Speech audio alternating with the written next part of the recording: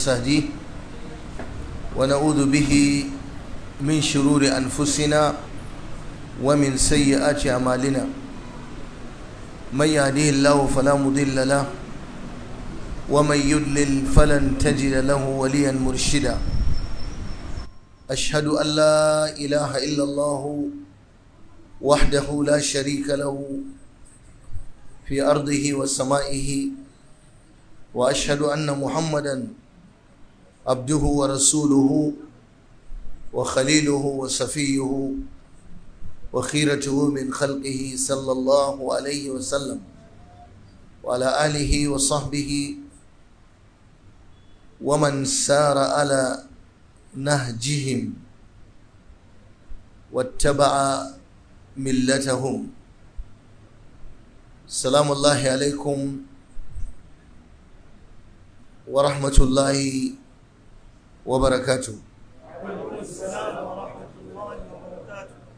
yan uwana musulmi masoya Allah masoya manzon Allah sallallahu alaihi wasallam, barkanmu da yammaci na wannan rana mai albarka ta Juma'a a wannan babban masallaci na Juma'a wanda ake ce da shi Masjidul Zaitun. An fi saninsa ko ana faɗa masallacin Gwani Zubair. Allah ya saka masa da alkhairi, Allah ya ba shi lada kuma ya girmama shi.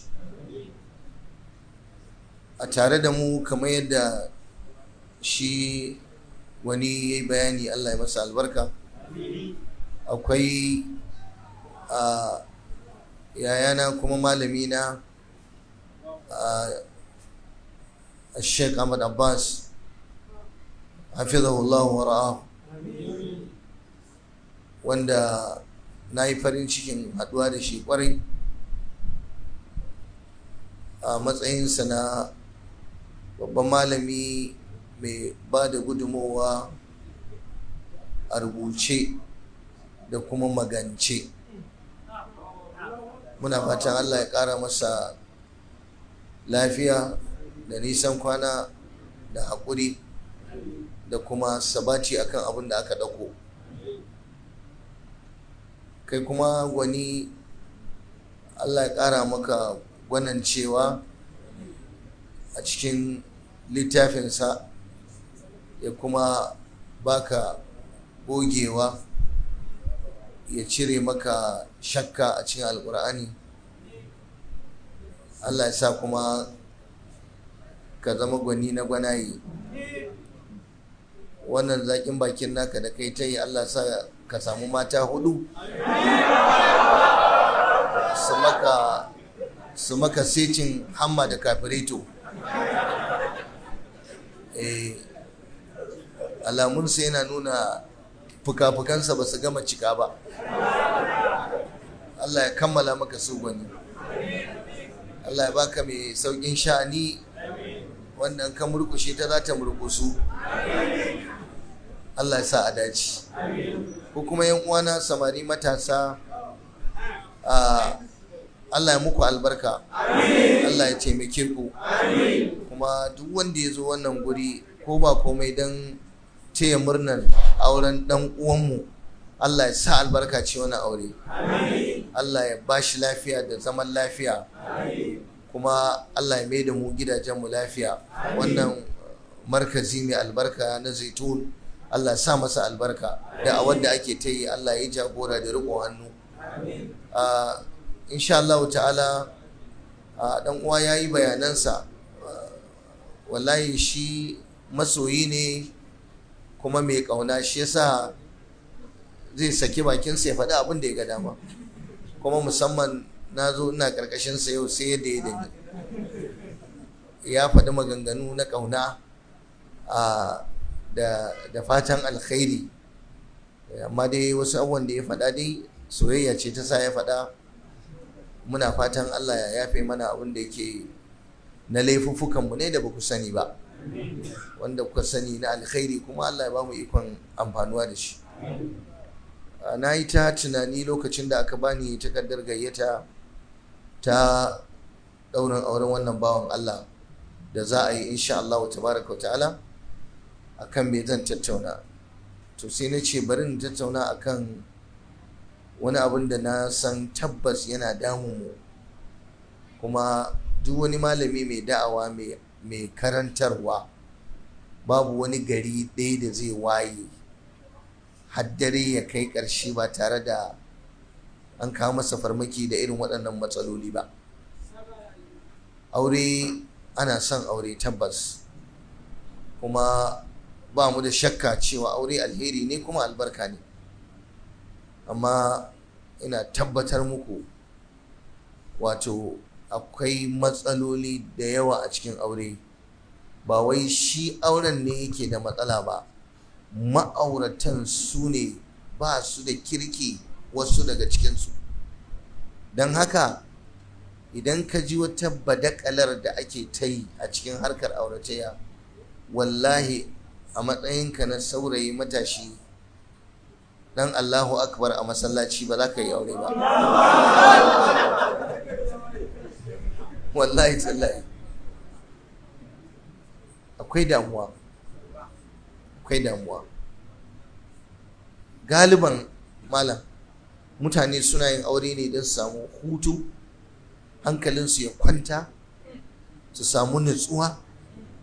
Ko ƙur'ani abin da ya bayani akai kenan, min ayatihi an khalaqa lakum min anfusikum azwajan litaskunu ilaiha wa ja'ala bainakum mawaddatan wa rahmatan inna fi dhalika laayatin liqaumin yatafakkarun. Haga wannan aya duk wani luxury da jin daɗi da morewa da ke cikin aure Allah ya yi bayani a ciki, da kuma manufofi na yin aure. Ango ya yi haƙuri da wannan lecture da za mu yi, kada ya je ɗan ɗebo don abin da ya ɗebo mu ɓaran masa da daddaren nan, amma ya yi haƙuri da abin da zai ji. Muna so ne a gyara, daman cewa aka yi a yi bayani don saboda me a yi ƙoƙari a kyautata a gyara. Kuma wallahi in dai musulmi ba su yadda da abin da Allah ya faɗa ba, suka ɗabbaƙa shi a cikin gidajensu na aure ba,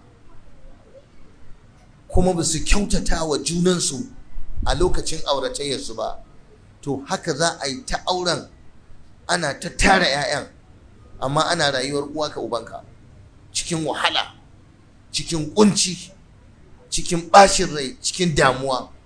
Ka wayi gari wani lokacin ka ji matarka kamar a duniya baka da maƙiyi irinta, ta wayi gari wani lokacin ta ji a duniya ba ta da maƙiyi irin mijinta. Wallahi akwai wacce ta bugo mini take kuka, ta ce malam na rantse maka da Allah, fata na Allah ya kashe mijina. Haka ta faɗa, ta ce wallahi in yi tafiya da za a bugo min a ce ya je mota ta yi gutsu-gutsu da shi, a dawo da shi a kakkarye a mace. Ta ce wallahi murna take. Lokacin da take gaya min magana nan sai da ni gabana ya faɗi. Ta ce ban taɓa yi masa addu'a wai zai dawo in ce wai ka dawo lafiya ba, kuma a gabansa nake faɗa, amma da yake maye ne, cingam ne, makale mata, bai rabu da ita ba. Ya riƙe, ya ce shi kuma ƙaddararsa kenan, ya yadda wai duk abin da za ta gaya masa wai ƙauna ce wannan, duk soyayya ce. Ka zo za ka fita mata ta ce maka kada ka dawo lafiya, kuma ya dawo a haka ɗin. Me yake jawo mana wannan? Rayuwa da muka ɗauka muna yi, muka ajiye Allah a cikinta, muka ɗauki ra'ayi, muka ɗauki son zuciya. Don haka duk wanda bai aure ba sai ya shirya, yawwa ka san me za ka je ka tarar. Muna fatan Allah ya sa ka tarar da alheri. Kuma zan yi wannan bayani ne saboda me, idan akwai wata budurwa da kake nema mai rawar kai, to ka zubar da ita bayan gama lakcin nan, ka je ka nemo ta arziki ta kwarai. In gaya maka gaskiya, Allah kuwa in ba haka ba za ka sha mamaki, sai an waye gari ƙwariyar ta juya ta danne ka. Allah ya mana afuwa. Al-ishratu bil ma'ruf da al-mu'amalatu al-hasana as-saliha, kyakkyawan zamantakewa. Kenan abin da zan yi magana akan sa shine muhimmancin kyakkyawan zamantakewa a aure da kuma mushkiloli da matsalolin ma'aurata dukan su biyu in na samu lokaci wadatacce. Shi dai babban manufar yin aure daman a samu al'ishra, rayuwa mai daɗi, almabniya alal hubbi wal wi'am, wanda ta ginu akan soyayya da haɗuwar kai da haɗuwar zuci da haɗuwar gangan jiki. Shine mutum zai yi aure hankalinsa a kwance, bai da bakin ciki, bai da damuwa. Husnul taba'ul, kyakkyawan zamantakewa na auratayya da cika alkawari daga mace ga mijinta, ta cika alkawari, kada ta tozarta alkawari, shi ma mijin ya cika alkawari, kada ya tozarta alkawarin Allah da ya ɗauka.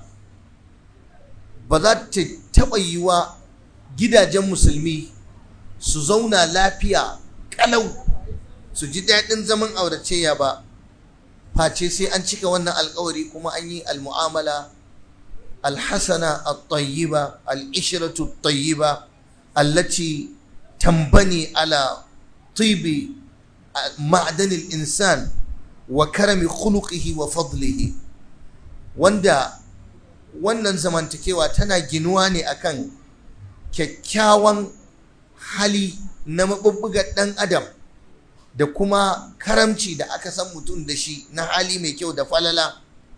Manzon Allah sallallahu alaihi wa sallama ya faɗa a cikin hadisi, yace khairun nas man taba li ahlihi wa fadla bi a'malihi wa akhlaqihi wa shama'ilihi al-karima. Mafi alheri a cikin mutane wanda ya zama mutumin kwarai, wato ya kyautatawa iyalinsa kuma kyawawan ayyukansa suka bayyana da ɗabi'u na karamci a tattare da shi. Manzo Allah ce ala unabbi'ukum bi aqrabikum minni majlisan yawmal qiyamah, ko kuna so na baku labari da wanda ya fi kusanci da ni a cikinku ranar tashi alƙiyama a mazauni? Yace ahasinukum akhlaqa almuwattanuna almuwattuuna aknafan alladhina ya'lifuna wa yu'lafun. Mutanen kirki masu kyawawan hali, waɗanda suke da ɗabi'u na ƙwarai, wanda aka saba da su, suka saba da mutane akan aiki alheri. Manzon Allah sallallahu alaihi wa sallama ya gaya mana a matsayin shimfiɗa, babu abin da yake shigar da bawa aljanna da wuri. Idan har mutum yana so ya shiga aljanna, ba abin da zai kai shi aljanna da wuri irin kyakkyawan hali. Tambayansa aka yi, aka ce ya Rasulullah, ma aksaru ma yudkhilu nasu aljanna, menene abinda yake yawan shigar da mutane gidan aljanna? Manzo Allah ya ce taqwallah wa husnul khuluq, jin tsoron Allah da kyakkyawan hali.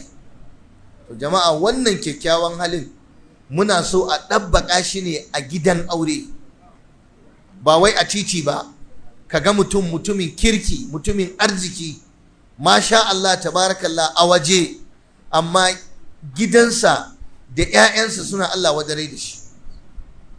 Wallahi malam, akwai wanda idan ya dawo gida malam ba a so ya dawo, amma wallahi a waje malam yana da sakin fuska da walwala da wasa da dariya da duk abin da ka sani. Amma an aura masa 'yar mutane yana gana mata azaba, ta haifa masa 'ya'ya yana gana musu azaba, ba wanda yake jin daɗi a hannunsa, saboda halinsa bai da kyau. Ba don komai ba, saboda ya riga ya mallake ta, ba wanda ya isa ya masa magana, kuma ba wanda ya isa ya taka masa birki akan abin da ya shirya zai yi, da wulakancin da yake a gidansa wa iyalinsa da 'ya'yansa. A cikinku akwai wanda ƙanwarsa tana aure a gidan aure, ya san abin da ake mata. A cikinku akwai wanda yarsa tana aure a gidan aure, ya san abin da ake mata. A cikinku akwai wanda mahaifiyarsa tana auren wani ba ubansa ba, ya san irin azabar da ake gana mata. Kai, a cikinku akwai wanda bai yadda da irin mu'amalar da ubansa yake yi wa mahaifiyarsa ba. Wallahi duk akwai su. Wannan ina magana ne a janibi guda ɗaya, ɓangaren maza. gidajen ba su da daɗi idan ka lura da irin abubuwan da ake yi, wato subhanallah ba daɗi. Ya zo a cikin hadisi manzon Allah sallallahu alaihi wa sallama, sahabbai suna bayani cewa shine khairun nasi li ahli, shi yafi kowa alheri ga iyalinsa. Aka ce idza dakhala baina ahlihi awwal ma yabda bihi siwak, idan ya shiga gida, manzon Allah idan ya shiga gida tsakanin iyalinsa, abin da yake fara yi aswaki, goge bakin shi, hatta la tashumma minhu ra'iha natina, ko la tushamma minhu ra'iha natina. Bari ka ji wata gaba anan mai muhimmanci. Me yasa zaka tambaya ka ce me hikimar da ta sa a ce wai manzon Allah sallallahu alaihi wasallama idan ya shiga gida abu na farko da yake fara yi shine aswaki, bawa iyali haƙƙi, don ya nuna cewa iyalinsa suna da haƙƙi a kansa na ya kula da gangan jikinsa da tsaftar jikinsa, kar a ji wani sansane marar daɗi a tattare da shi. Asiwak yake farawa, bai zai bari wata mace ta zo kusa da shi ta ji wani aibu ba. Haka muke, kowa ya riga ya sani, matanmu a gidaje su ne duk matar da mijinta zai zo mata kwanan girki za ta yi wanka, ta yi kwalliya. Wannan har yara ƙanana sun riga sun sani, mata suna ƙoƙari ta yi wanka, ta yi kwalliya, ta gyara jikinta, saboda wannan bawan Allah zai dawo. Amma mutum haka zai tafi kasuwa, ya tafi wurin sana'a, ya tafi ma'aikatarsa, ya yi gumi sharkaf. In malamin makaranta ne ya gama zage-zage a aji, ya kori yara, ya yi mai, ya dawo gida da rigarsa a jike da gumi. Wallahi malam, matarsa ba ta da alfarmar da zai shiga banɗaki ya watsa ruwa, ya fesa turare, ya gyara kai. Kaɗan karka saurari wannan bayanin. Dan yaro nan na ga wani ɗan ƙaramin yaro ne ya nutsu yana kallo na, kar a samu matsala. Matarsa ba ta da alfarmar da zai shiga gida ya watsa ruwa, ya yi kwalliya, ya zo ya zauna kamar yadda Abdullahi dan Umar yake matar shi. Na rantse muku da Allah guda ɗaya, idan ka ga wani mutum yanda yake rayuwa, ka ga yadda yanayin jikinsa yake, za ka tambaya ka ce yanzu wannan mutum yana da mata? Kuma yanzu a haka yake zakke mata? Kar ka manta fa, in mai gida ya dawo fa zuwa ake a tarbe shi, sanda zuwa a zauna kusa da shi. To akwai wanda wallahi azimu ko a masallaci in kai sahu da shi, in an gama sai kai Allah ya sa. Ni ya shafe ni wata rana, ni ma na je da sakaci na makara a sallah, na zo ina bin jam'i, Allah ijarrabe ni da wani bawan Allah malam. Ni ban kula ba, na zo na kabbara sallah, ni dai ina sallah sai wani abu yake tashi, na ce to wai me ya faru? Ni dai ba tusa ne ba wallahi, ai gaskiya ne. Na ce to na duba gefe, sai na ga wani a gefe na malam, ba fa kai nake nufi malam. Malam ashe wani bawan Allah ne ya taho daga wajen sana'arsa da datti, riga ta datti, da dauda, da ƙazanta. Wallahi malam, inda ya tsaya kudaje suke bi. Ka san malam Bahaushe wai shi mai tsoron Allah ne. Mutum yana aikin makanikanci, yana da bakin mai a jikinsa, yana aikin fawa, yana aikin gini, yana aikin wane ne, yana aikin, sai mutum ya shigo muku masallaci da kayan da yake sana'a da su, wanda in ka gayyace shi daurin aure ba zai je da wannan kayan ba, zai je da su, amma saboda masallaci bai da daraja a idansa, mutane su wanke masallaci, su saka kafet, su fesa turare, sai ka taho da kayanka masu dotti da kazanta, ka zo wai kai mai tsoron Allah, Allahu akbar. Wallahi malam, ina so na gaya maka, da kyar na gama sallan nan, wani abu da ya rinka duka na, ana yin assalamu alaikum, duk wanda suke kewaye da mu sai dai kaga wannan ya tashi Allahumma anta salam wa minka salam tabarak, yayi gaba. Saboda me?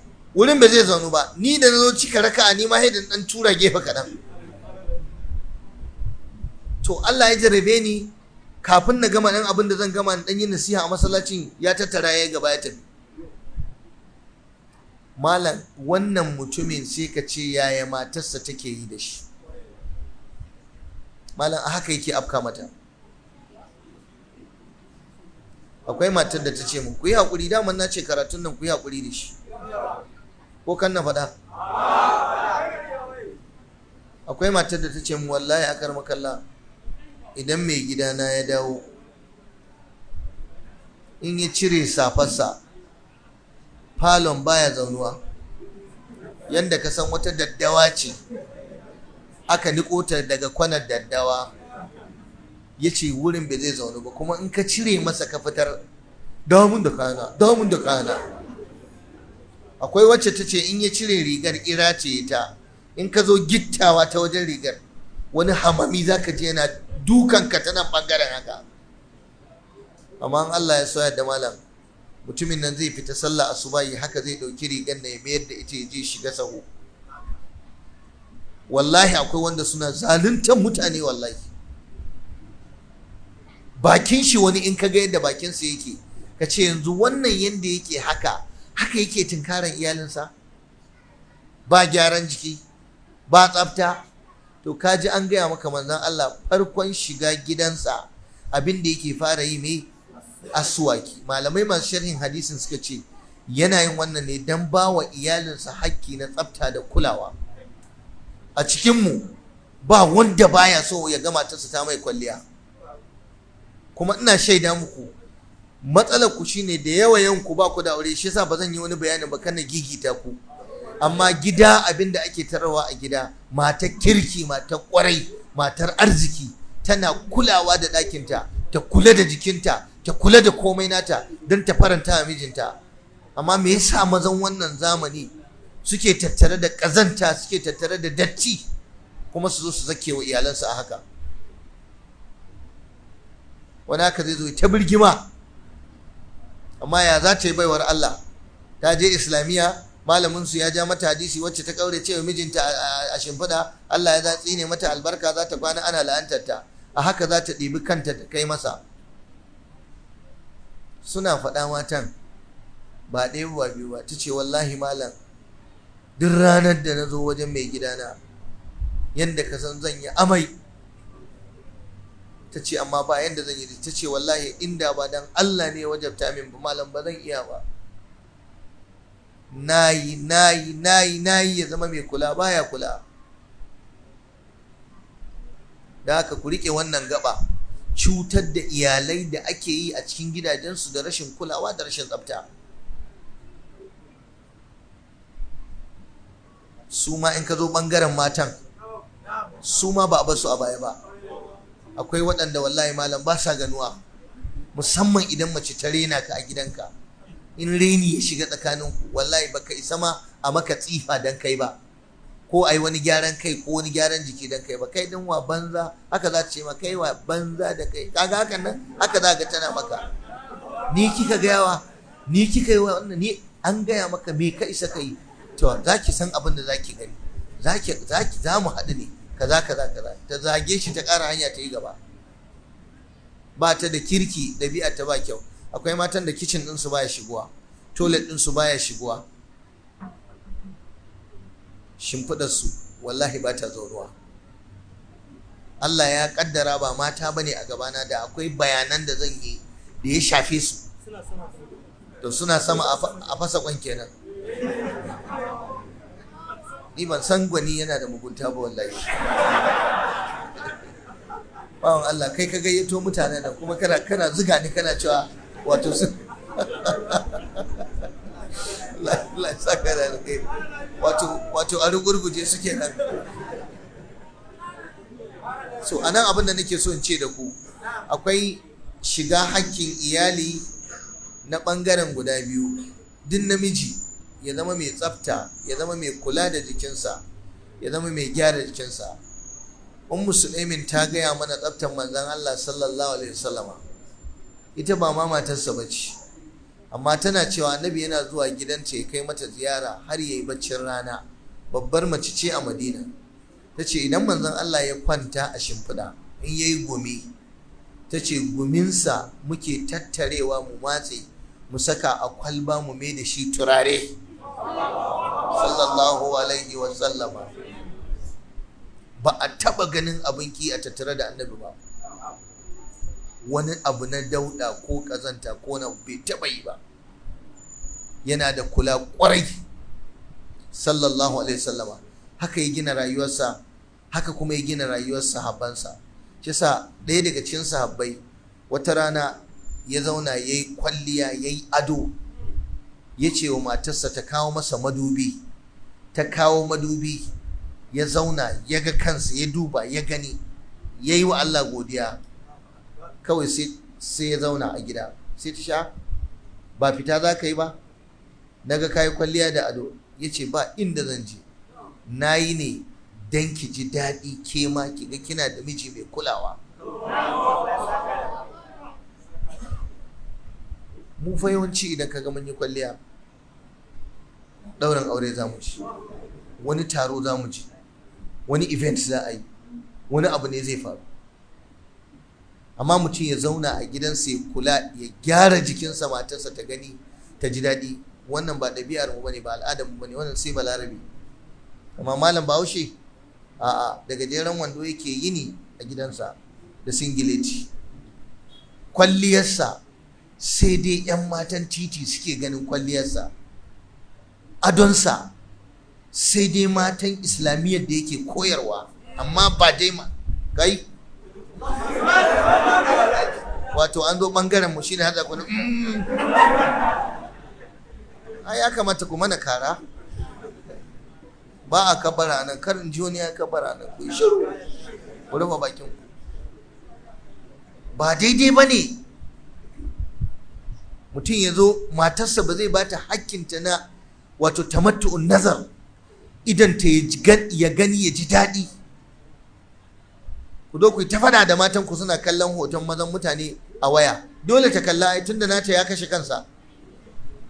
To mijinta da Allah ya halatta mata baya mata ado, kana mamaki dan tana bin wani dan wasan kwaikwayo tana kalla, ya iya saka hula, ya iya kwallewa, ya iya ado.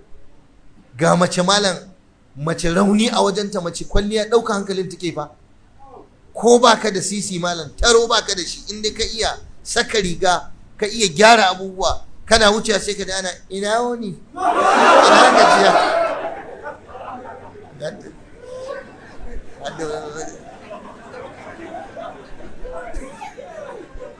Adda gyara gilas. Haka suke Allah ya yi su. Wanda yake ɗaukar hankalin mace, mai iya kwalliya, mai iya ado, wannan muttafaqun alaihi. Kuma na san malam sai ya goyi bayana akan wannan maganar. Me yasa in za ku je zance sai kun cakare? Ku gaya mini, akwai wani wanda zai tafi zance lokacin kana nema zaka farauto ta, nan kam ka iya wanka, ka iya gyara hula, ka iya kaza, sai ta shigo gida kuma ka zo ka kashe ta da kazanta. To za ka yi mamaki idan ka ga matarka ko kaza ɗinka tana kallon hotunan wasu, ko kuna tafiya unguwa da ita, kana goye da ita a babar ta yi haka, hankalinta ya koma wani guri. Ba wani abu bane, ko manzon Allah sallallahu alaihi ai ya ga irin wannan kes ɗin da yake goye da Fadlu dan Abbas ko, ya ga ya karkata haka, ya jiyo da idansa, ana tafiya ya dada yin haka, annabi ya dada sa hannu ya jiyo da shi haka, ya ce a daina kallon mata. To dan adam da Allah ya yi shi idansa yana so ya ga mai kyau, to me yasa ba ma kyautatawa matanmu, mu yi musu ado, mu yi musu kwalliya, mu gyara jikinmu a gidan su gani su ji daɗi. Ina so na gaya muku wani abu da zan rufe da shi a wannan gabar.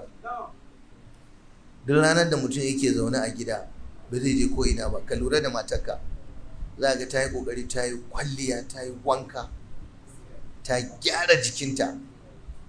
A yinin nan gaba ɗaya za ka ganta tatas, za ka ganta. Me yasa? Saboda su an gina su akan su yi ado su yi kwalliya wa mazajensu don mazajen su gan su ji daɗi. Kai akwai wata aya ko hadisi da ya haramta maka ka kula da jikinka saboda matarka da ji daɗi?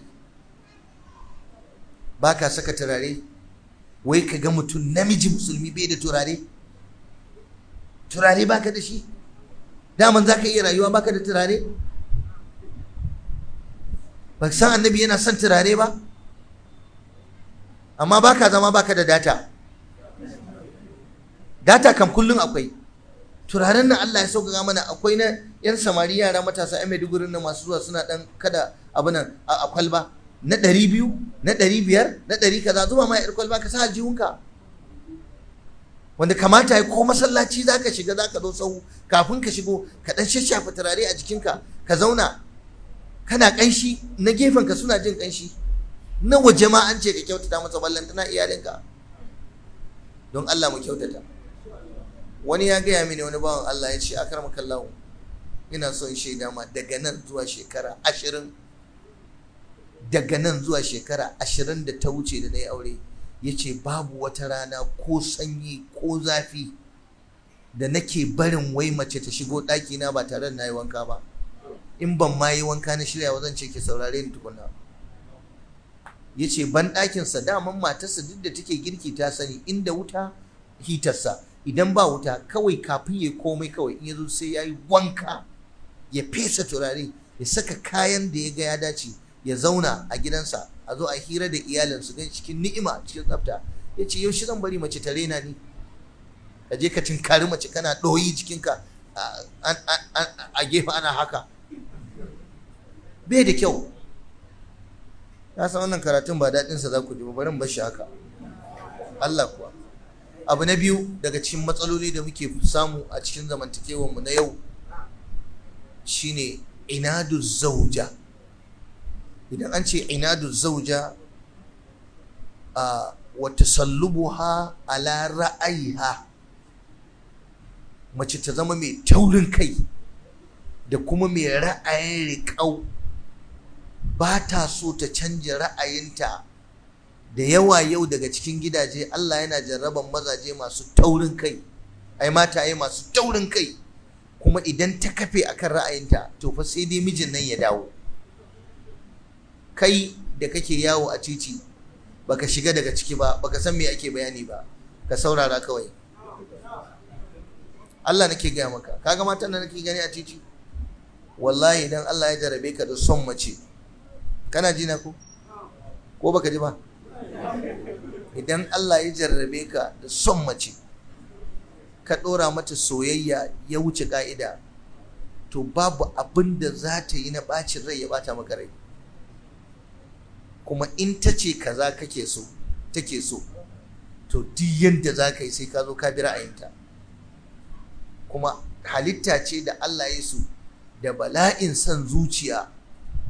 Mata sai wanda Allah ya kubutar. Allah gafarta wa iyayenmu, Allah gafarta wa iyayenmu. Matanmu suna kokari, Allah ya saka musu da alkhairi. Ba da ku muke ba, duk wannan karatu da muke ban da ku.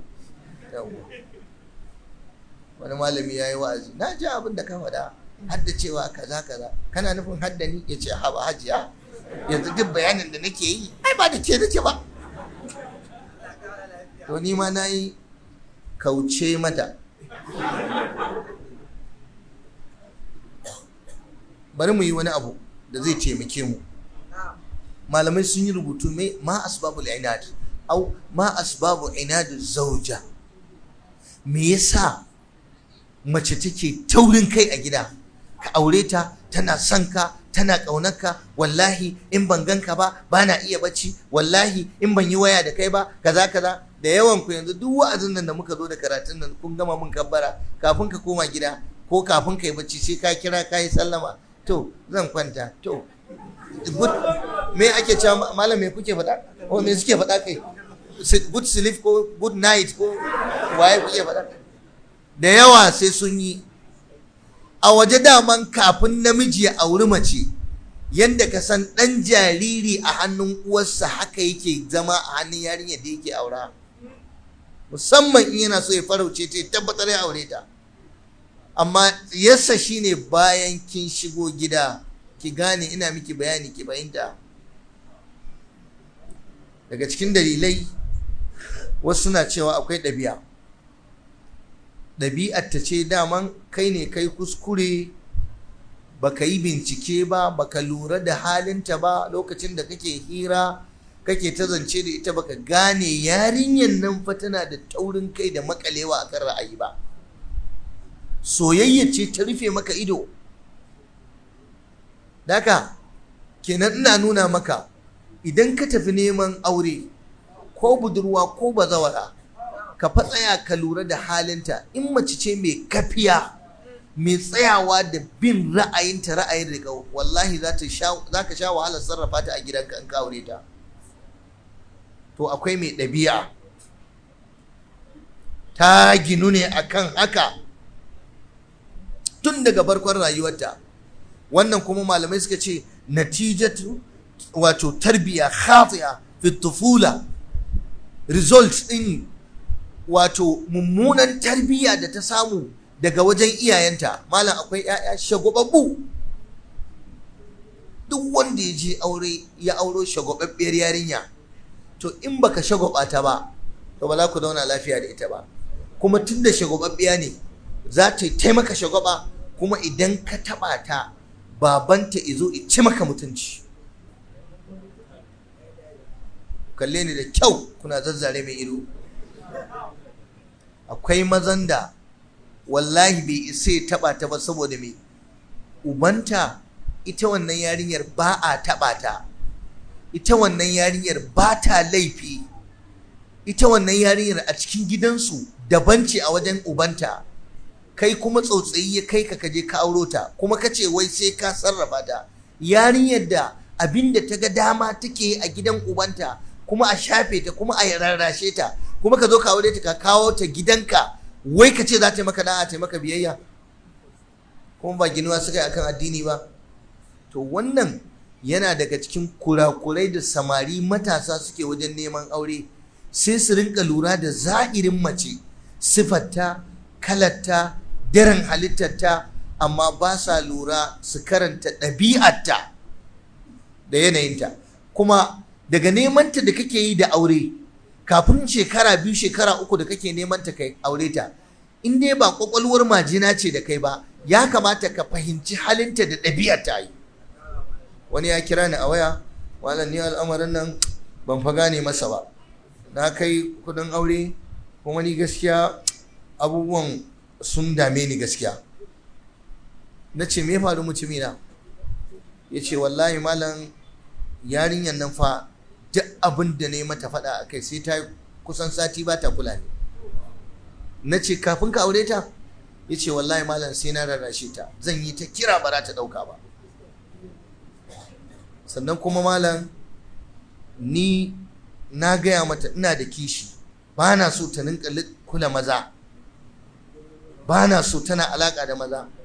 To gaskiya ni na kama ta da maza, kuma na kama ta tana chatting da maza, kuma an sa mana ranar aure, kuma na mata magana ta ce in ba na so na zo na kwashi kayan aure na, ta fasa.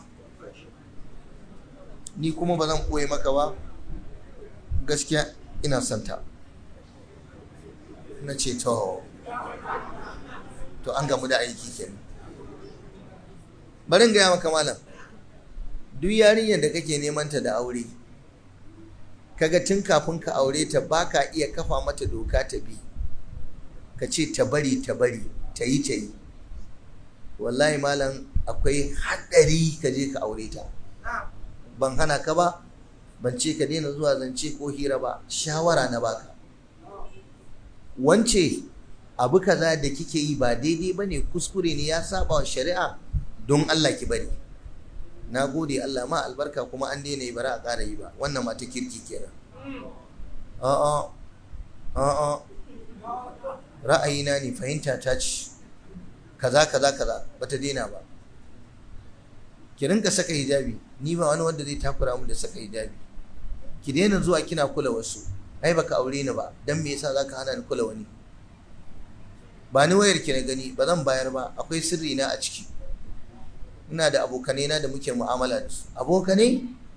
Wai ka ji bayan kai akwai wani aboki, wani abu wai da ake cewa wai jagwal. To ka shiga jagwal, ka shiga kwatami. Irin waɗannan ne idan ka aure su, to za ka je har bayan ka aure ta za ka yi ta wahala da ita, baka isa ka hana ta cacin da maza ba. Wallahi ina gaya muku, ba zan iya irga adadin maza da suke kawo mana complaining cewa su fa suna da matsala da matansu. Na kama matata tana hira da wani, na kama matata da tsohon saurayinta, na kama matata an zo an ɗauke ta, na yi tafiya, mai gadin gidana ya gaya mini tana fita, wani ya gaya mini ya ganta a wurin wane, na kama matata muna tare da ita amma cacin take da wani, na kama matata suna cikin waya suna soyayya kaza sauransu. Duk ya ce ya kama matarsa tana wannan. Ka san me ya faru? Bai tsaya yayi bincike na kwarai ba, ko kuma da gaskiyar ta bayyana masa a lokacin da yake neman auren, soyayya ta rufe masa ido ya je auro ta haka. Akwai matar da wallahi azimu kana aurenta ne amma ba kai kaɗai take so ba. Bari in gaya muku wani abu, ku yi haƙuri, muna so mu gyara gidanmu ne. Ko kun san yanzu mata suna da wani abu da ake ce da shi boyfriend? Kun san me boyfriend? Na biyu, kun san bestie? To wannan guda biyu ne kawai zan baka a matsayin misali. Yau mata a gidajen aure suna da boyfriend.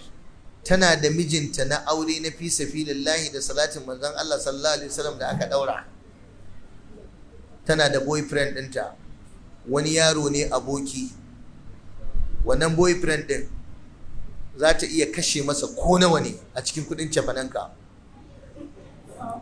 Wannan boyfriend ɗin idan bai da kudin kashewa ita za ta bashi. Wannan boyfriend ɗin za ta iya bashi mutuncinta.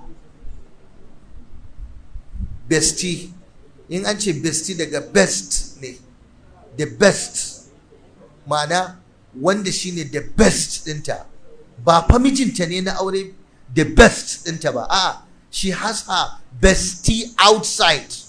Tana da bestie ɗinta a wajen gidan auren.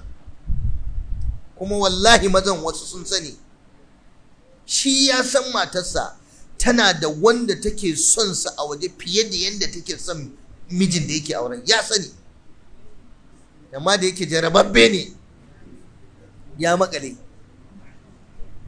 Bestie idan ta kasa bacci sai ta kira bestie ya rarrashe ta, sai ta yi bacci har ta makara. Muryar bestie kawai ta ce. Bestie in ta kasa cin abinci, ko mijinta bai sai ya rarrashe ta ci abinci ba, amma bestie zai kira ta, zai ce mine, kin ci abinci? Ka ji wai mine daga my own ne fa, wai mine ma wai tasa. Kar ka manta fa akwai wani miji yana nan a gefe, wai shi mijin aure ne, don haka sai ya rarrashe ta ta yi shiru. Ina muku wannan bayanin don ku gane illar auren mata 'yan duniya marasa addini. Ka zo ka kidime, ba ka binciken addini idan ka zo za ka yi aure. Kai sha'awa ce ta dame ka, da sifa ce ta dame ka, amma ba ka kula da akhlaq, ba ka kula da ɗabi'un mata, ba ka kula da uwar 'ya'yanka ne nan da shekara 20-30. Ka aure ta kana biyan kuɗin haya 100 kaza, kana mata tafene, amma kuma tana sabon Allah a gidanka, kuma ba yanda za ka yi da ita. Saboda ka sa son zuciya, ka saka ra'ayi. Irin wannan abun malam shine fa yake faruwa a cikin gidajen wasu a cikinmu.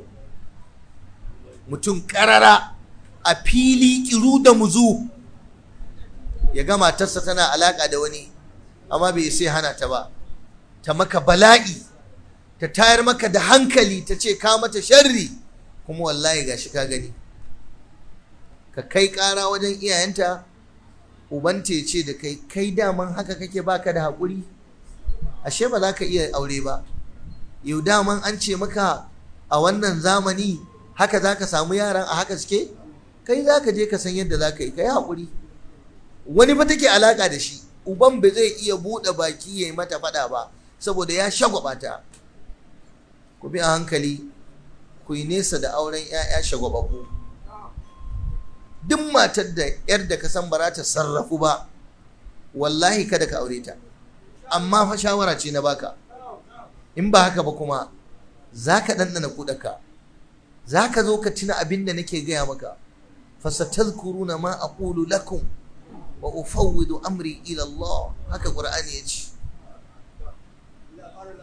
Amin mutumina, Allah sa taka aseci take. Abu na biyu, me yake kawo mace? Yanzu kun ji akwai ɗabi'a ko? Halinta ne haka. Wanda yake da ɗabi'a za ka yi canja shi?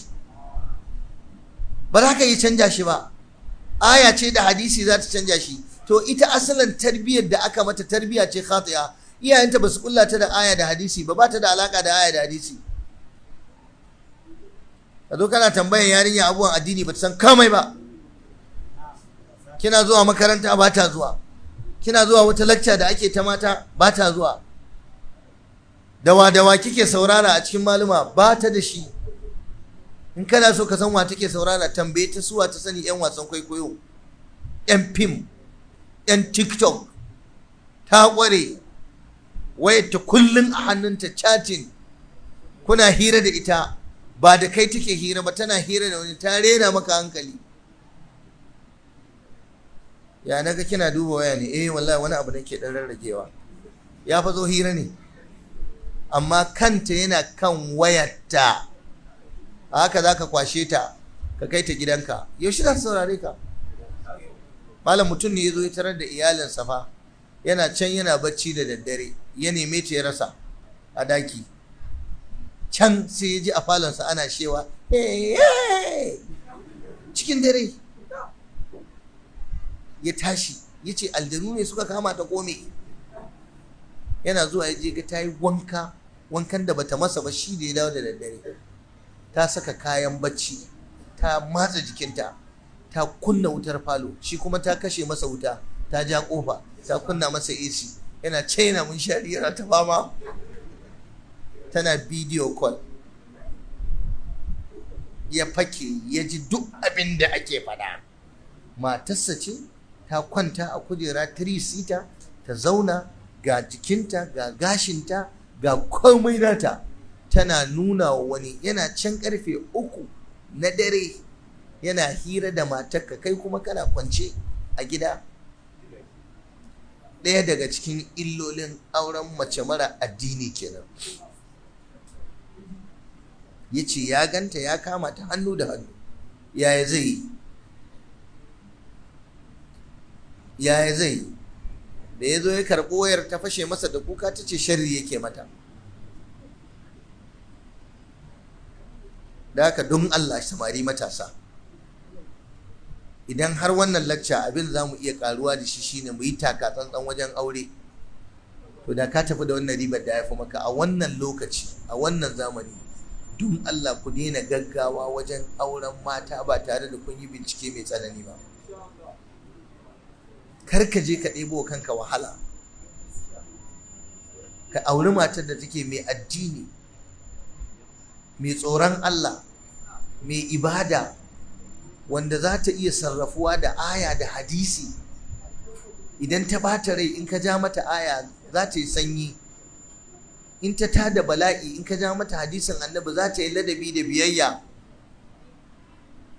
Ka auri irin wannan ka huta. Amma duk wanda ya auri matar da ba ta girmama aya, ba ta girmama hadisi, kuma ga mummunan tarbiyya da ta samo daga wajen iyayenta, wallahi baka isa ka gyara ta ba.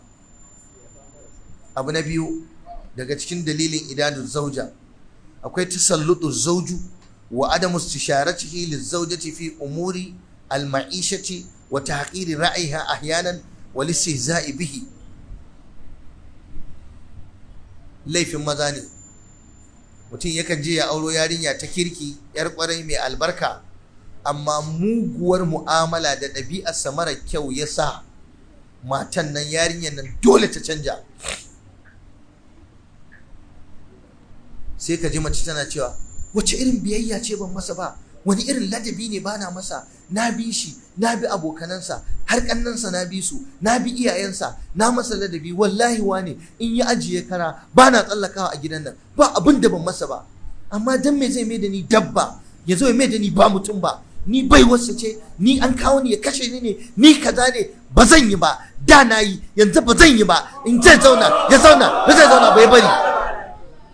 Wallahi in ka bincika din da ba abin da bata yi masa ba, amma da yake bai da kirki, halinsa bai da kyau, da haka dole ya murɗa ta, ya canja mata ɗabi'a, ta ga cikin ita ma shakiyancin za ta rinka yi a gida, a zauna a haka. Rashin shawara da mace, kawai ka je kai ta abubuwa baka shawara da mace, ka ce ita mace ne, kuma ƙarya kake ka ce ba za ka yi shawara da matarka ba.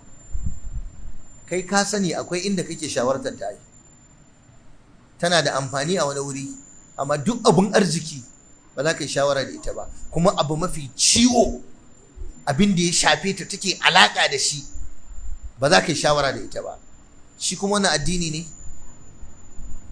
Ko maza an gaya muku mata bayinku ne? Matarka sharikiyarka ce, abokiyar zamanka ne a rayuwa. Addinin musulunci ba addini ne na bauta da za ka danne mutum ka hana shakinsa ba. Ka je ka ɗauki yarta da ta yi naƙuda, ta haife ta, ta mata tarbiyya, ta kula da ita, ta kula da iliminta, ta kula da kaza, kai kana can kana yawon neman kuɗinka, ka zo ka ɗauke ta ka bayar da ita ba tare da ka shawarce ta ka gaya mata ba. Daidai kai? Kawai sai dai yanzu mata, wai sai dai mace ta ji labarin wai uban yarta wai ya bayar da ita, wai a yanzu shekara guda da bayar da ita, ba ta isa yi shawara da. Wallahi da yawa malam haka maza suke a cikin gidajensu. Daidai ne wannan? Idan kana gadaran yarka ne, to ita ta rike yar a cikin cikinta wata 9, ta rike ta tana tsotson mamanta wata shekara 2, ita ta yi naƙudarta. Ku duba yadda mata suke wahala akan 'ya'yansu. Shikenan mutum sai zo, wai kawai an zo neman aure, kawai sai ya ɗauki yarinya sai ya ba da ita, ko ya gaya mata wai me bata isa ba.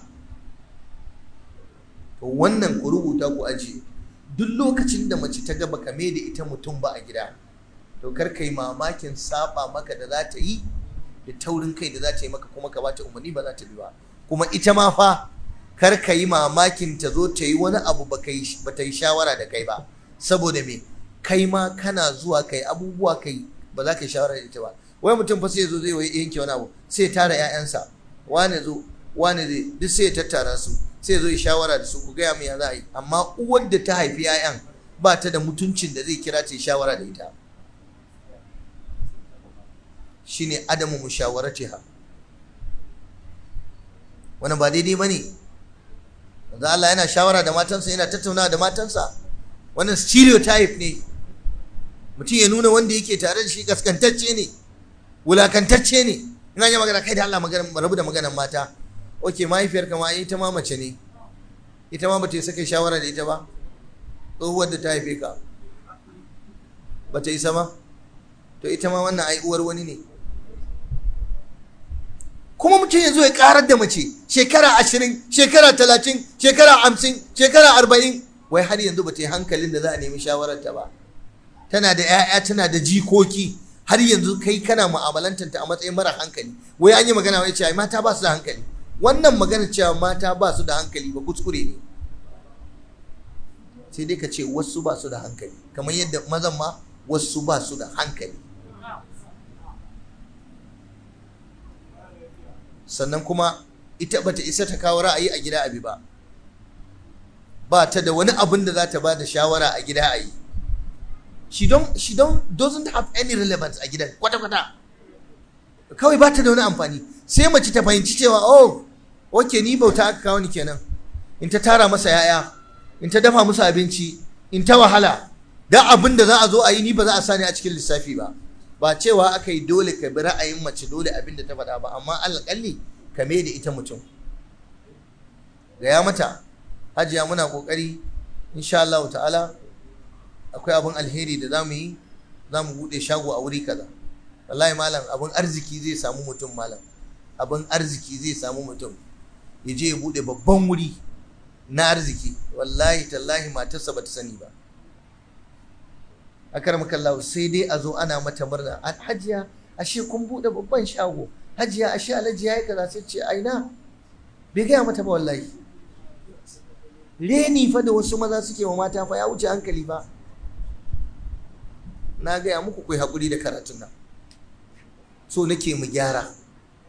To yanzu idan mace ta tibire ta juya maka baya, kana dalilin zaka zarge ta? Amma tana da amfani, ta haifa maka yayanka ko? Shi wannan tana da amfani, tana maka gadi a gidanka ko? Tana da amfani, ita ce matar da ka samu majoratin yayanka ita ta haifa maka ko? Shi wannan tana da amfani, amma ba ta da kima, ba ta da matsayin da zaka irga tunaninta tunani ne? I hope maza ina fatan za su gyara wannan. Kai wani lokacin ma in mace ta faɗi abu a gida, isgilanci ake da ra'ayinta, isgilanci. Ko kaga uba yana ga yaya, ku ba ku da kirki, banzaye, uwarku ce take ɗora ku akan ra'ayi, ba ku da wani abu sai ra'ayin uwarku. Wai wannan fa malam uba shi zai zo ya gaya wa manyan 'ya'yansa a gaban uwarsu yana cewa ba ku da kirki, ra'ayin banza ne da ku saboda kuna bin ra'ayin uwarku. An yadda uwarsu za ta yi kuskure, amma daidai ne ka ce ra'ayin uwarsu ra'ayi ne na banza? Jama'a, ina mana maganar dalilin da ya sa wasu matan suke fandarewa a gida kenan. Abu na uku, zalincin mijin. Cuta, zalunci, danne haƙƙi, babakere. Mace bata isa ta nemi haƙƙinta ba. Ko muzuru ne ka sa shi a ɗaki, kana ganin kai babba ne, ka fi shi, kana ta bugunsa, ka toshe masa hanya, ka yi ka bashi, to fa zai nemi hanya. Ka san inda zai nemi hanya? Zai yi tsalle ne da farcen sai nemi fuskarka. Fuskarka ita ce hanyar da ya baza ta haka, zaka sunkuya kana neman ya zaka yi, zai fita ya tafi.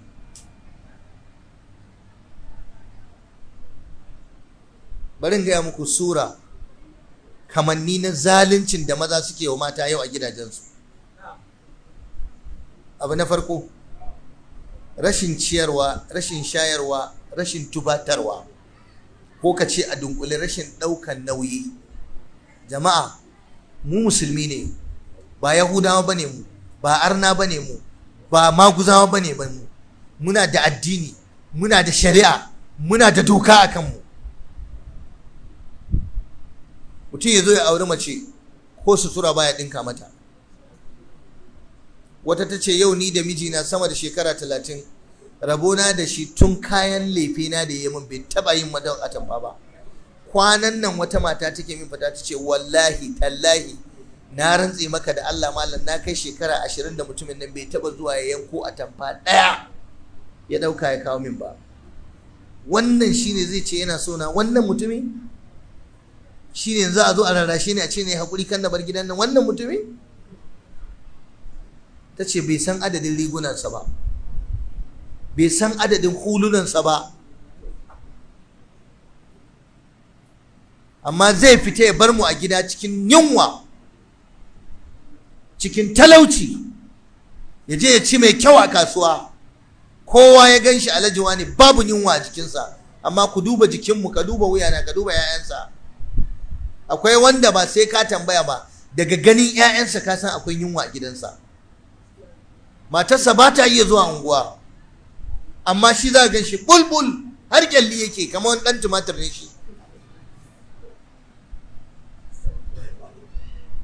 Da an yi magana, ku ba ku da haƙuri, ku ba ku karanta tarihin matan annabi, kwanan annabi wata nawa yake, ba a ɗora a gidansa ba kaza. Ya kife ta da hadisai, da yamma kuma ya je a yanka masa balangun 750 a dafa. Yanzu kam sai dai na 7,000. Na rantse maka da Allah, aka yanka maka balangun 7,000 da wani abu, za ka iya cinye shi tas, ko bai ciwu ba? Ha, ku kawo shi nan ku gani, a gwada muku misali.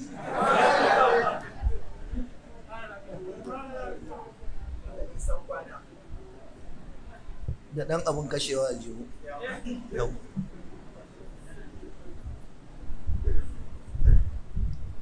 Ku rinka kula da addu'ar da kuke yi, ku rinka yin ta du'a amma, ka san amma ko general. Yawwa, ashe lokacin da namiji bai san cewa akwai nauyi da hakkin da Allah ya ɗora masa na ciyarwa da shayarwa ba, bai kamata ya je aure ba. Ɗabi ne da kai, ɗa uku ne da kai, wallahi da cinsu da shansu da suturarsu da gidan hayansu da lafiyarsu da wurin zamansu da iliminsu da makarantarsu gaba ɗaya yana wuyanka. In baka shirya ba ka haƙura da auren. Wal yastafifil ladina la yajiduna nikahan hatta yughniyahumullahu min fadlihi. Qur'ani cewa wanda ba su da halin aure su haƙura su kame sai Allah ya wadatar da su.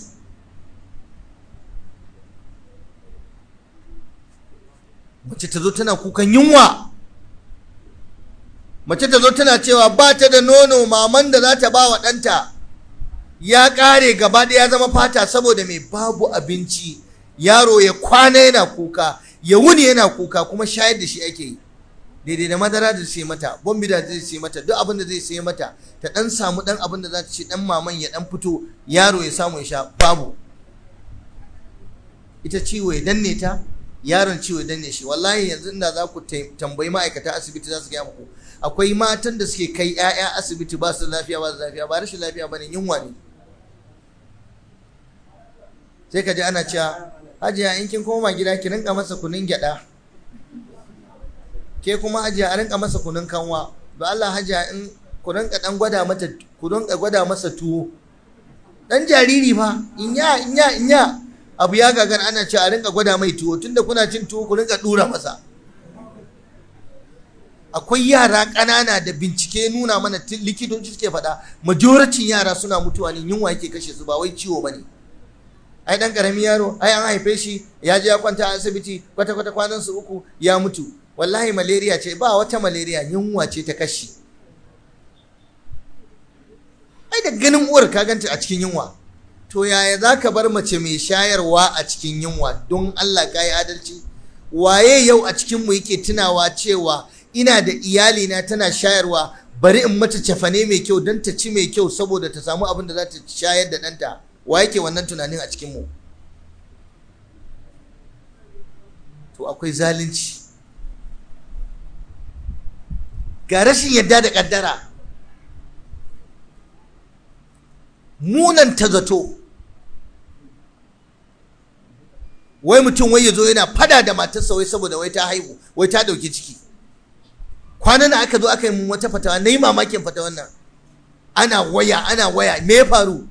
Miji ya dage ya zo ya ce wallahi ya tsaya sai an zubar da cikin nan yau. Me ya faru? Ya ce shi wancan cikin ma da aka haifa ba da izininsa ba, kuma bashin da ya ci Allah ya isa bai gama biya ba. Malam ka ji wata magana, cikin da kika yi wancan bashin da na ci na hidimar suna da wahala a kansa ban gama biya ba, da haka ba uban da zai ɗaukan min ciki yanzu a gidan nan, wallahi ce an zubar da shi. Ita kuma ta ji malamai suna ce mata zubar da ciki kisan kai ne. Ya sa ta a tsakiya kuma an goyi bayansa, iyayensa sun goyi bayansa. Karka yadda a zubar da ciki. Mace ta je ta sha kwaya ta naƙuda jini sai ta zubar da jini, ta zubar da wannan cikin saboda mijinta ya ce baya son haihuwa. Ba ka son haihuwa? Ka je a fiɗiye ka mana, ka je a fiɗiye ka, ka je a fiɗiye ka. Ba ana fiɗiye ɗan taure ba, baya iya barbara ko? To sai ka je a fiɗiye ka, tunda ba ka son haihuwa. Ai abu ne mai sauƙi. Ba ka son haihuwa, ka sallame ta. Ita tunda tana son ta haifi 'ya'yan da za su kula da ita. Lokacin da ka faɗi ka mutu, ka batta ka tafi kabari, wannan 'ya'yan nata da kake cewa ta kashe, wannan 'ya'yan nata da kake hanawa ta goya, su ne za su kula da ita. Yawan maza su suke mutuwa su bar mata. Ku je ku bincika ku gani.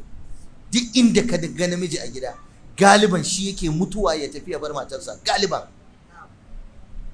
A batta da tarin 'ya'ya, ba sutura, ba wurin zama mai kyau, babu abinci mai kyau, ga zalunci, duka. Akwai maza masu duka. Mutum ya zare tsumagiya ya samu 'yar mutane ya zane ta, kumbura ta.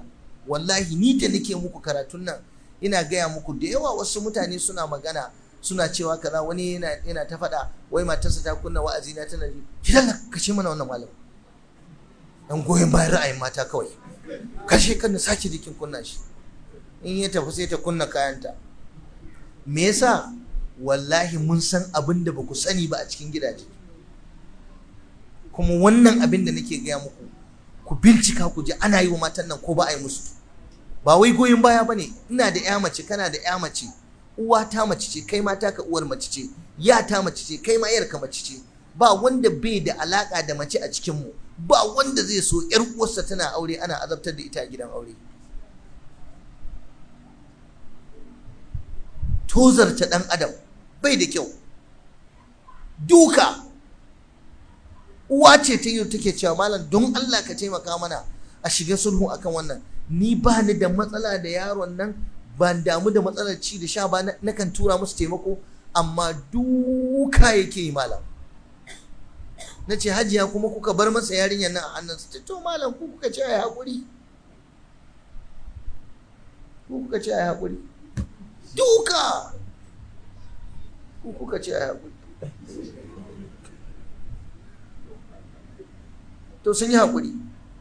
Yanzu kai da kake kallo na za ka ji daɗi ka gama wahala a kan ‘yarka, ka sa ta haddace ƙur'ani, ka kai ta makaranta, ka kula da ita, za ka aurar da ita, ka kai mata gado, mijin ya kwanta, ka kai mata katifa, mijin ya kwanta, ka kai mata kujeru, mijin ya zauna, ka kai mata kayan kicin, mijin ya karɓa, ka kai mata wane ne, ka kai mata, ka kai mata, ka kai mata, ka kai mata, ka kai mata. Namiji ba haka yake zuwa ya je ba da makullin gida empty, ko carpet ba sa sawa, carpet ba zai sa ba, empty. Haka zai zo a kawo masa yarinya amarya, wai sai ce abokanansa ku zo ku raka ni gidana. Gidanta dai ba ka da komai, an tashi kora daga kai yadda kaka fita ka bada guri. Amma bayan wannan abun alherin da aka yi maka, sakayya da za ka yi shine wai yarinyar ta maka laifi, wai ka rufe ta a ɗaki kai ta dukanta. Dan Allah ƴan uwana mu tsaya mu gaya wa kanmu gaskiya, daidai ne mutum ya sa ƴar mutane yana ta dukanta? Duka ba dan firamare ba, ba dan sakandare ba, matar aure budurwa. Wata ta ce malam in ya tashi duka na sai ya balla min kashi. Ina da kes din da mutumin da ya karya matarsa saboda duka, wallahi bali karya ta.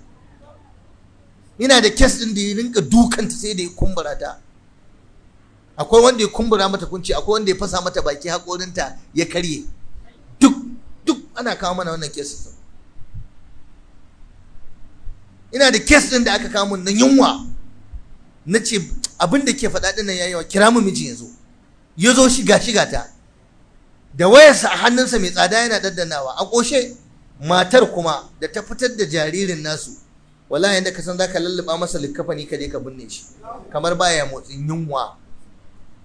Tana cikin jawabi sai ta yi kokari kice bari ta fito da wai abin nan, malam ka gama ma ba na ce da ka dake da Allah ba abin nan ba. So take ta yi min bayani, babu nonon da za ta ba wa ɗan. Ta ce wallahi tallahi malam ban san sau nawa nake cin dusa ba.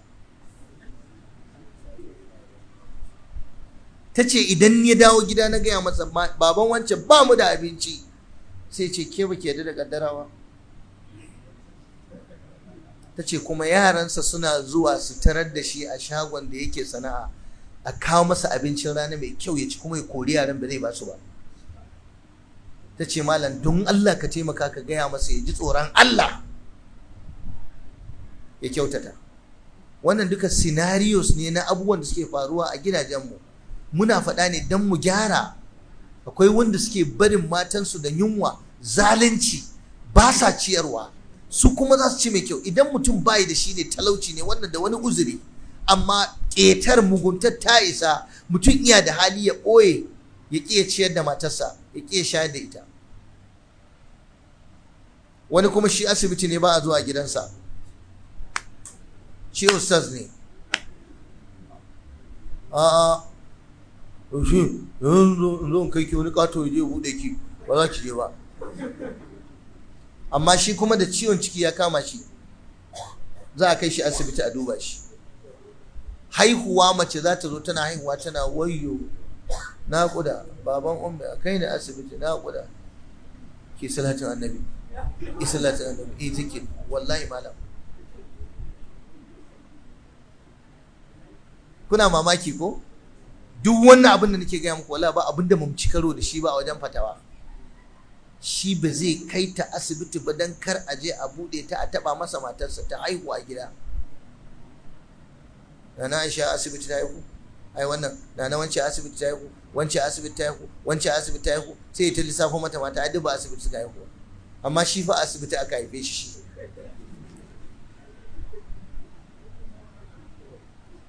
Akwai fa masu wannan tunanin. Akwai masu wannan tunanin. Bari ka ji. Akwai wanda idan yana gidan za a tada inji a kwana da wuta. Idan baya gidan ya koma wani gida, to injin can zai bi shi, a can za a tada inji. Da haka in yara sun ga wuta a gida, he yau baba nan zai kwana, za a kunna inji. Cajin waya sai in ya zo kwana gidan. Ka duba tunanin Bahaushe. Akwai wanda a gidansa, a ɗakinsa, a firij ɗinsa, duk wani lemo da ka sani kala da na gwangwani da na sha na zamani duk akwai shi. Abinci za a yi mai kala kaza, amma ina tabbatar maka wallahi tallahi sai dai ya gama ci 'ya'yansa su zo suna warwaso. Shi a gidansa shi karan kansa za a masa mai kyau, daman abincinsa daban ne. Haka malam Bahaushe yake, ba wai don ciwo ba. Akwai masu larura, akwai masu ciwo, akwai masu cuta. Wannan wanda yake da ciwon suga, yake da ciwon kaza, dole ne a yi mai abincinsa daban, baya cin gishiri, baya cin magi, baya shan zaki, baya kaza, wannan da an mai abinci daban ne. A shi wani alajin shi kawai nasa daban ne. In kaga an yi miya da nama to yana gidan. Ranar da duk ya bar gidan to ba wuta, kuma ba wani abinci mai kyau, babu. In yana nan shikenan, to kaga ya nuna in ya mutu zance ya kare. Haka muke auren 'ya'yan mutane, muke gana musu azaba da wannan. Akwai wanda idan yana baku misalin zaluncin maza ne. Akwai wanda in ya zo ɗinki a sallah zai kira mata, ya ce hajiya bismillah ga 'ya'yanki ga ki zaɓa, ke za a yi wa ko 'ya'yanki? Ke za a yi wa ɗinkin sallah ko 'ya'yanki? Ka san me matan suke cewa malam? Ka yi musu. Ba ta da sana'a, ba ta da aiki, ba ta da. A irin wannan zamani ka zo ka yi wa 'ya'yanka su yi kwalliya ranar sallah, matarka ba ta da atamfar da za ta iya sawa a tsakar gida ta fito ta yi hidimar sallah, ba ta da shi. Sai wani aka samu makocinsa sai yake turo kayan sallar wa matarsa. Me ya faru? Ƙawarta ta faɗa, ƙawarta ta yi wa bayani wa ita kuma ƙawar ta yi wa mijinta bayani, ta ce gaskiya wani baya kyautawa. Da haka in ya tashi zai ɗinkin wa iyalinsa sai ya nemo wata atamfa mai ɗan sauƙi, sai ce ya bata, ki ce ba ta a ɓoye ki kai wa wance. Kana raye, kana zaune, maƙocinka shi yake turo kayan sallah wa matarka saboda halinka bai da kyau.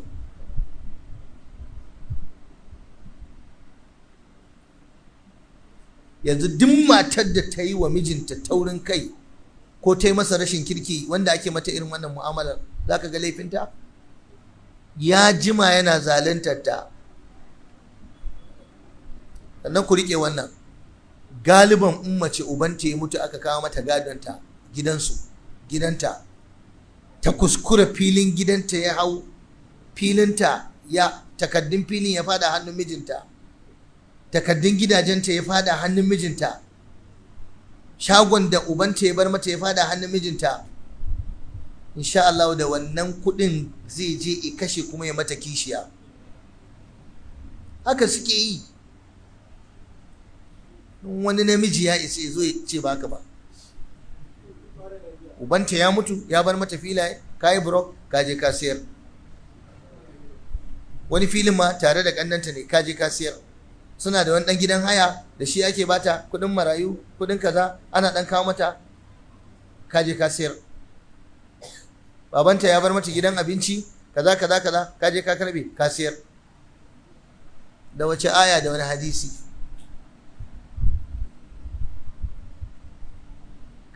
Na yi kes ɗin da aka zo matar ta ce ba za ta zauna ba kuma sai an biya ta. Me yasa ba za ki zauna ba? Ta ce ba zan yarda da wannan kaskancin ba. Ya sayar min da fili na kuma ya yi min kishiya, kuma a zo a ja min aya da hadisi a ce na yi haƙuri na zauna, a biya ni fili na kuma ba zan zauna ba. Ya je ya auro duk wanda zai aura. Nan kai saboda kai malami ne mai wa'azi mai bada haƙuri sai ka ce ta yi haƙuri? Ya sayar mata da filinta kuma ya je ya auro mata kishiya, kuma ta ce muna zaune cikin yunwa ba ci ba sha. Zalunci. In ƙara muku, mutum ne yana zaune da matarsa da 'ya'yansa, babu wurin zama, yaransa 'yan mata sun girma, yana kwana da su ɗaki ga ɗaki. Wai ɗan ɗakin da yaransa 'yan mata suke kwana, wai sai ya zo ya ce wa matarsa ki tattare yaran nan zan ƙara aure. Ina za su kwana mai gida? Su koma ɗakin ki.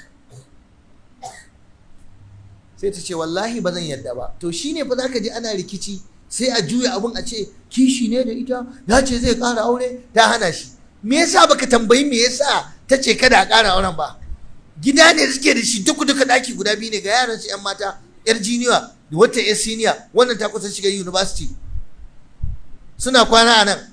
Wai ya ce wai ta tattare, wai ranar da zai zo ɗakin ta kwana sai wannan yaran 'yan matan sai su tattare katifarsu sai su koma ɗakin amarya sai su kwana. Ranar da zai kwana a ɗakin amarya sai su sake dawowa ɗakin uwarsu. Ta ce ba zan yarda da wannan ƙasƙancin da tozar ta kai ba. Ta ce Allah bai wajabta ma ka ƙara aure ba. In kana so ka je ka nemi wani gida, ka je da amaryar ka je can ku ƙarata, amma ba a nan gidan ba. In ku haka ka ban takardata. Wani sai aka kawo maka alƙalanci, ya za ka yi? Ka faɗi gaskiya su zage ka su ce kana goyon bayan mata. Ina tambayan ku yanzu daidai ne wannan? To wannan ɗaya ne daga cikin dalilan da yasa kuke ganin gidaje suna rikicewa. Ka ga mace an kasa sanin kanta, ba ta iya yi wa mijin biyayya saboda baya da adalci. Ga zalunci tsakanin ma'aurata ɗin, zalunci tsakanin kishiya da kishiya. Malam, an wayi gari yau akwai mazajen da ba sa iya adalci. Qur'ani yace wa in khiftum alla ta'dilu fawahidatan aw ma malakat aymanukum dhalika adna alla ta'ulu wa atu an-nisaa sadaqatihinna nihla fa in tibna lakum an shay'in minhu nafsan fakuluhu hani'an mari'a. Ubangiji tabaraka wa ta'ala yace idan kun san ba za ku iya adalci ba a aure, ku haƙura da mace guda ɗaya. Duk namijin da bai da ƙarfi a gidansa, bai da power, bai da ƙarfin ra'ayi, bai da ƙarfin tattalin arziki, bai da iya doka ya ce a yi ya tsaya a kanta, kar ya ƙara aure.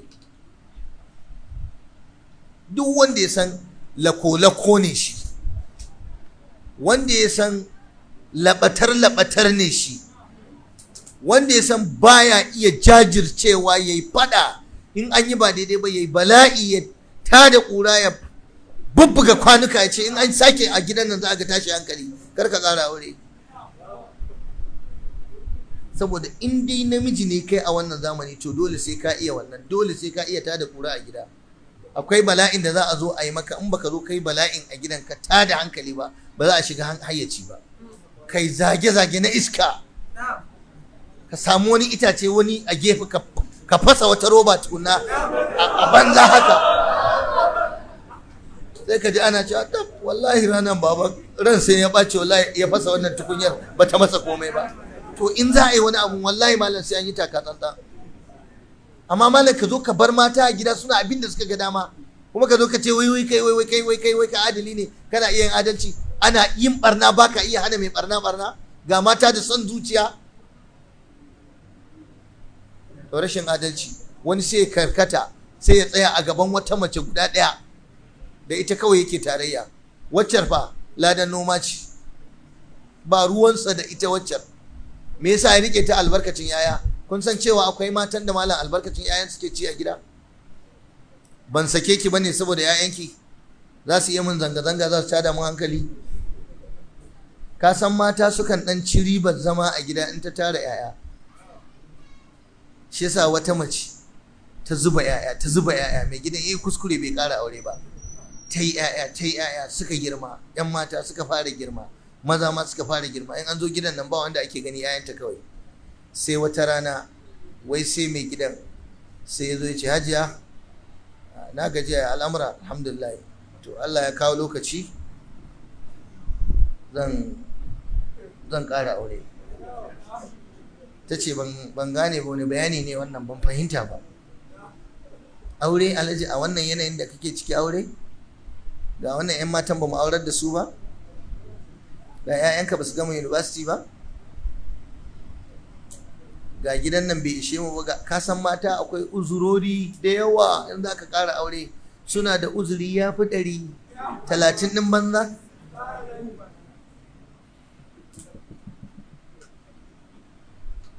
Mutumin nan ya dage ya ce ko ki yadda ko kar ki yadda zan yi aure, in ba ki yadda ba ki fita ki bar gidan.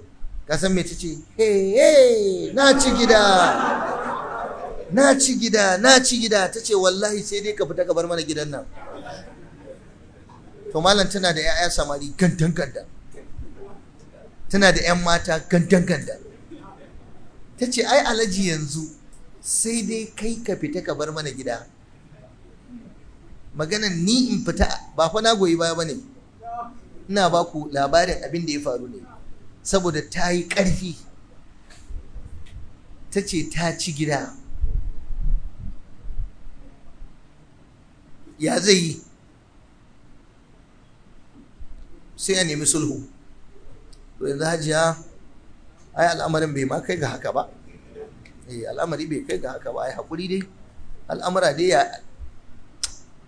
ya akhi, rayuwar nan idan baka karanta ta ba wallahi zaka gadar wa kanka masifar da ba za ka iya bacci ba a cikin gidanka, ba wani ne ya zage ka a titi ba. Tana buƙatar lissafi, tana buƙatar a yi mata karatu na gaske. Abu na ƙarshe akan dalilin da ya sa mace take yin taurin kai a gida ta ƙi rabuwa, taqlidul koyi da uwarta. Malamai sun gaya mana duk wanda zai auri mace ya binciki halin uwarta first. Sani ko kuna fahimta na? Daga cikin binciken da ake akan yarinya budurwa da za ka aura ko bazawara, fara bincika halin uwarta. Yaya uwarta take a wajen mijinta, ubanta kenan? Tana da haƙuri? Tana da ladabi? Ko tana da fitina? Ko tana da tada hankali? Galiban in ka ga yarinya a gidan aure ta lalace ta fandare, to akwai ɗusa ne ko sofa ne na koyi da uwarta, tasirantuwa da uwa. Idan baka gane karatun ba, sau da yawa kamar yadda mutane suke cewa al'ummu madrasatun idan a'adatta sha'ban tayyib al-araqi. Uwa fa makaranta ce. Ka yi ƙoƙari matarka ta zama uwar kirki ga 'ya'yanta. Ka yi ƙoƙari matarka ta zama uwar kirki, uwa saliha, don yana da tasiri wajen sama wa 'ya'yanta miji na ƙwarai. Idan mijin da zai aure ta mai hankali ne. Da haka duk yarinyar da ka auro ta, uwarta tana da wannan ɗabi'ar kuma tana gina ta a kai ko tana ziga ta, har ma tana ganin in ba ta yin wannan ba ta zama cikakkiyar mace ba, to za ka sha wahala, ba za ka taɓa cin nasara da ita wannan diya ba. Don haka wannan gaba ɗaya ne na kawo muku a cikin gaɓoɓi kusan guda 30 da nake da su a nan gurin, dangane da mashakil, matsalolin zamantakewar auratayya a gidan Bahaushe da Bafulatani a yau. Kuma wannan suna da 'ya'ya ne, amma ni burina, abinda nake sha'awa nake so gare ka ya kai dan uwa, ka yi tanadi mai kyau kafin ka yi aure. Tanadi na me? Ko sai na yi bayani ba gane ba? wannan abin da nake murzawa a hannuna, kada wani gafin balaga, zafin balaga, tafasar balaga ya ɗauke shi, wallahi sai na aure duk yadda za a shekarar nan na rantsi da Allah ba zan shekara ban yi aure ba. Ina wannan matar da kake gani kura ce, kura sai da nama. In ba kai tanadi ba ka ɗauko ta da kanka za ka tattara ta ka ce je ki gidan babanki sai na neme ki, ba za ta riƙu ba wallahi. Ba sana'a, ba aikin yi, ba kaza ba kaza, aure bai zai yi ba. Ko Qur'ani ma ya gaya mana idan ba mu da hali mu kame. Tanadi na biyu, tanadin zuciya da haƙuri. Shin zuciyarka a shirye take za ta iya karɓan challenges na aure? Duk inda ka kai da san mace wallahi sai ta ɓata maka rai. Akwai ranar da zaka zo zaka ji kamar ka tukuikuye ta gaba ɗaya ka sa ta a bola, saboda ta maka abun bagin ciki, abun damuwa. A gidan aure ne malam zaka ce a daina, a bari, ba na so, na yi faɗa, kar a ƙara. Insha Allahu gobe idan ka dawo zaka ga an yi wannan abu.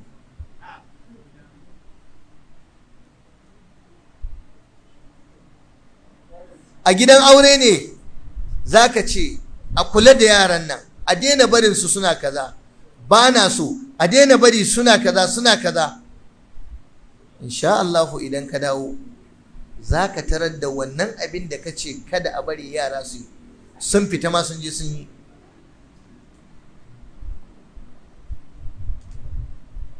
Wani lokacin kaɗan ne daga cikinsu suke jin tsawa, kaɗan ne daga cikin suke jin nasiha. Da haka duk wanda bai shirya wa zaman aure ba to zai ta faɗa da matarsa. Shi yasa za ga wani ya aura ya sake, ya aura ya sake, ya aura ya sake. Za ka ji ana ce ai aurensa 18 yanzu na 19 ma yake nema. In dai matan wannan zamanin ne, in baka musu shirin haƙuri ba za ka iya zama da su ba. Kamar yadda kai ma ɗan wannan zamani ne, idan ba a yi haƙuri da kai ba za a iya zama da kai ba. Amma me zai magance mana wannan? Karanta tarihin gidan manzon Allah sallallahu alaihi wa sallama. Shi kuma wannan zama ne mai zaman kansa. Ai maka bayani ya manzon Allah ya rayu da iyalinsa a cikin gidansa. Za ka ɗauki darasi mai tarin yawa ba kaɗan ba. Allah ba ango da amarya lafiya da zaman lafiya. Allah ya kyautata rayuwarmu, ya samu cika da imani. Ubangiji ya samu gama duniya lafiya. Wa bi hadzal qadri kifaya wa subhanaka allahumma bihamdik ashhadu an la ilaha illa anta astaghfiruka wa atubu ilaik. Assalamu alaikum wa rahmatullahi wa barakatuh.